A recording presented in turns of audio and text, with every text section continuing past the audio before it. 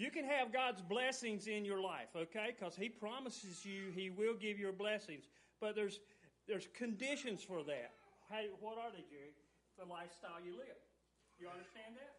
As a believer, for the blessings to flow, and He will give you blessings, but for the blessings to flow that's promised in the Bible, you have to live a certain lifestyle. What is it? Moral. A moral lifestyle, you have to observe what He tells you to do in the Bible. You agree? That's why He gives blessings. Okay. As a believer, you can have curses in your life. How do you get them? You live an immoral lifestyle as a believer. Anybody know Christians who say they're saved, but they live a moral lifestyle? They receive the curses.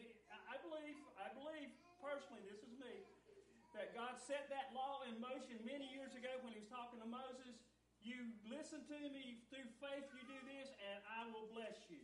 You not listen to me, I will curse you. Do y'all believe that? And I'll give you an example. How many of you know a good family, moral family that is not saved, but it seems like everything goes right in their life all the time? Amen. They're under the blessings of God. God blesses them. Does things go wrong in their life? Sure, things go wrong in their life, but they're under the blessings of God. So, as a believer, you can have the curses of God in your life, or you can have the blessing. It's nothing more than the consequences of living a certain lifestyle. You understand that? Amen. I need you to understand that. Why, Jerry? Because that's what this message is all about. And Chris, where's Chris? Yes, did I spit on y'all up here one day or something for y'all to move that far back? You sure? I don't want the baby to be a distraction to the entire service. Oh, you can't distract me, man. That baby can. And I doubt the preacher would be distracted either. Could you, Pastor? Not the preacher, but the people. Oh, okay. We're in Deuteronomy chapter 27, guys. And what has happened here, they've been in the wilderness for 40 years, okay? They're getting ready to go into the promised land. But Moses can't lead them into the promised land. But Moses lays down a condition for something for them when they go into the promised land. Let's read about it right quick. Starting with verse number, chapter 27, verse number 4. And this is Moses speaking. Therefore it shall be, when you be gone over Jordan, that ye shall set up these stones, which I command you this day in Mount Ebal. Ebal is the name of this mountain. Ebal means cursing. Curses, okay? Keep that in mind. And thou shalt plaster them with plaster, and there shalt thou build an altar unto the Lord thy God, an altar of stones that shall not lift up, that thou shalt not lift up any iron tool upon them. Thou shalt build the altar of the Lord thy God with whole stones, and thou shalt offer burnt offerings thereon unto the Lord thy God. And thou shalt offer peace offerings, and thou shalt eat them and rejoice before the Lord thy God. And thou shalt write upon the stones all the words of this law very plainly. What he's saying, once you cross the Jordan and get into the promised land, there's a mountain called Mount Ebal. He said, I want you to go there. I want you to build an altar. I want you to sacrifice to me. You with me? That's pretty simple, isn't it? Go to this mountain, build an altar, sacrifice to me. Okay, stay with me. Verse number 9. And Moses and the priests and the Levites spake unto all of Israel, saying, Take heed and hearken, O Israel, this day. Thou art become the people of the Lord thy God. Thou shalt therefore obey the voice of the Lord thy God, and do his commandments and his statutes, which I command thee this day. And Moses charged the people that day, saying, These shall stand upon Mount Gerizim to bless the people when ye are come over to Jordan, Simeon, Levi, Judah, Issachar, Joseph, and Benjamin. I got to stop. You heard of two mountains. One's called Gerizim, and one's called Ebal. There was a valley between the two. On one side was Gerizim, on one side was Mount Ebal. They were approximately 500 yards apart, and they were designed. They say that a person can stand in the middle of it, and because of the natural amphitheater theater it is, a person could stand in the middle and talk, and you could be heard on Mount Ebal, or you could be heard on Mount Gerizim. You got a picture? Okay, you with me? He said 6 of the tribes are going to go on Mount Gerizim. Okay? Where am I at? What verse? Verse number 13. And these 6 of them are going to stand on Mount Gerizim. And here, verse 13. And these shall stand upon Mount Ebal to curse. Reuben, Gad, Asher, Zebulun, Dan, and Nephtali. And the Levites shall speak and say unto all the men of Israel with a loud voice.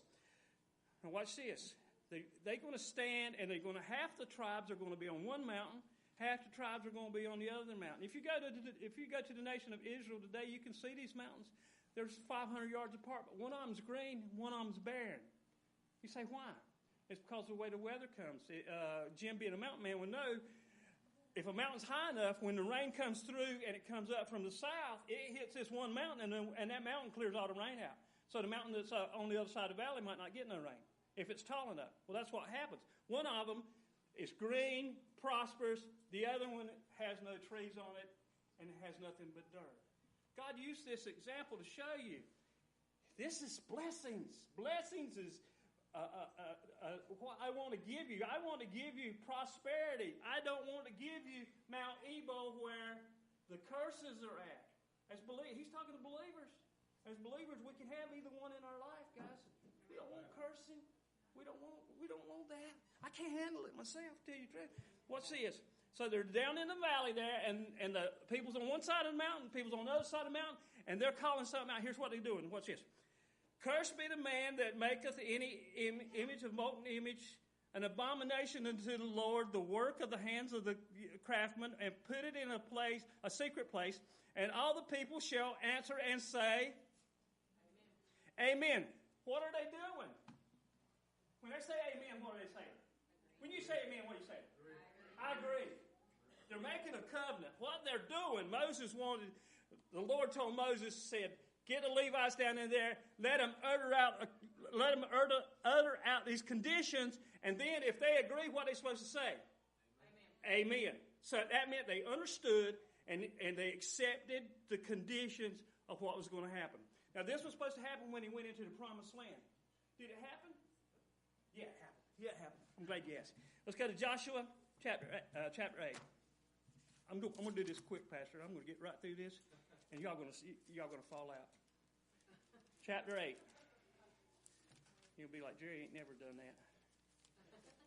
Start with verse number 30. It would help if I had my glasses where I can see what I'm reading. Starting with Joshua chapter 8, verse 30. Then Joshua, they went into the promised land, just like Moses said. The 12 tribes went into the promised land. There were 600,000 men that went in, not counting the women, not counting the children.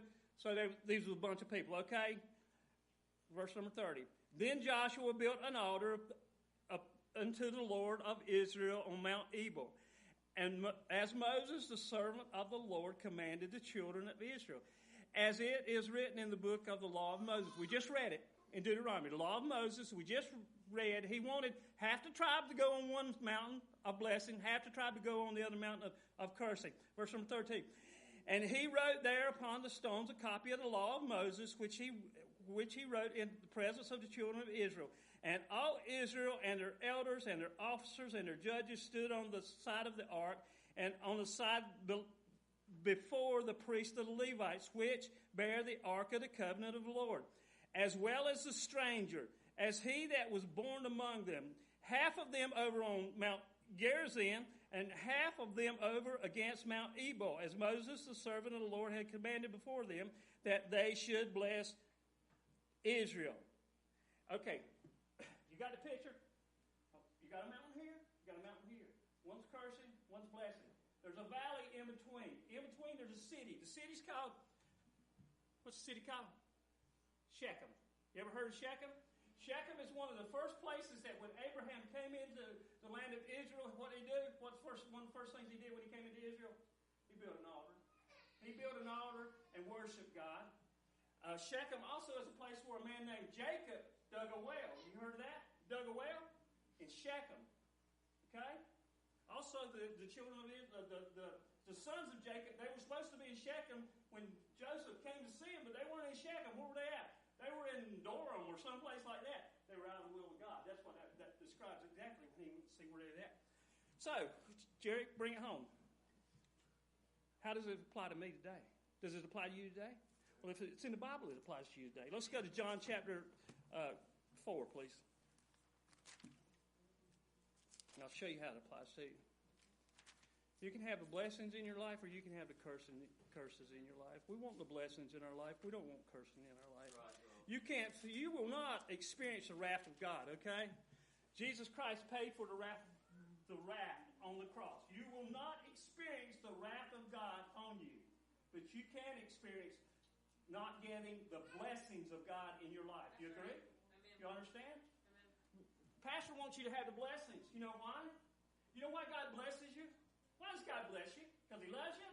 Yeah, He loves you, but that's not why He bless you. Why does He bless you, Gary? He loves you. Why does He bless you?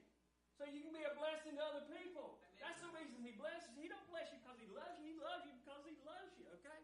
Let's go to John chapter 4, okay? This is Jesus, okay? This is New Testament. Maybe y'all can understand. And here's something He's going to do. Watch this.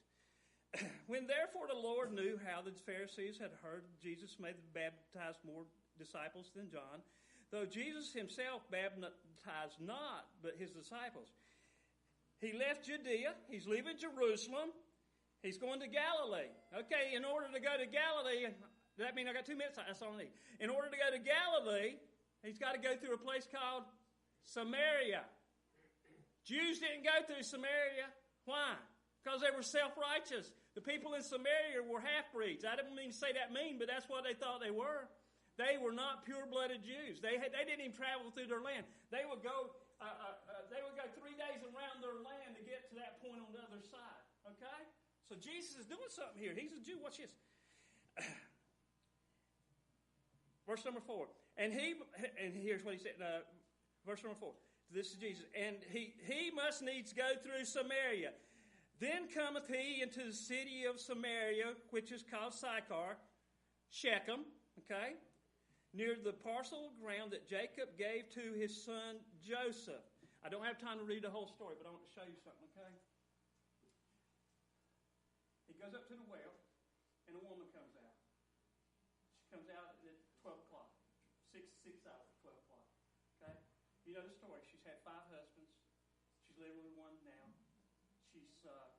She's religious. She knows religion because they talk back and forth about it. But on one side of the well, Jesus is sitting here. Okay, He's sitting here. On the other side of the well, Jacob's well, right there. She's sitting over here on this side. There's 2 mountains. They're in the middle. Shechem. There's 2 mountains. She's on the Mount Ebal side right there. She has lived the cursing. She has lived the curses. God's blessing sitting over here on this side. You say, hey, I know what you've been through, but I can give you some water that will cause you to get God's blessing instead of the cursing that you've lived all your life. See, the Old Testament was not written just so you know something about history. It was written as a shadow of things that were going to come in the New Testament. I want you to do this, and this is if there's a mission that God's going to put in my life, I believe it says it. This book is God's inerrant word. That's right. If I can ever, I'm never going to be somebody that's going to bring great salvation messages. I know that. But I want y'all to love this book and read it because that's where we get our strength. Yeah. You want blessing in your life? Read the book. You want blessing in your life? Live a moral lifestyle. You want God's cursing in your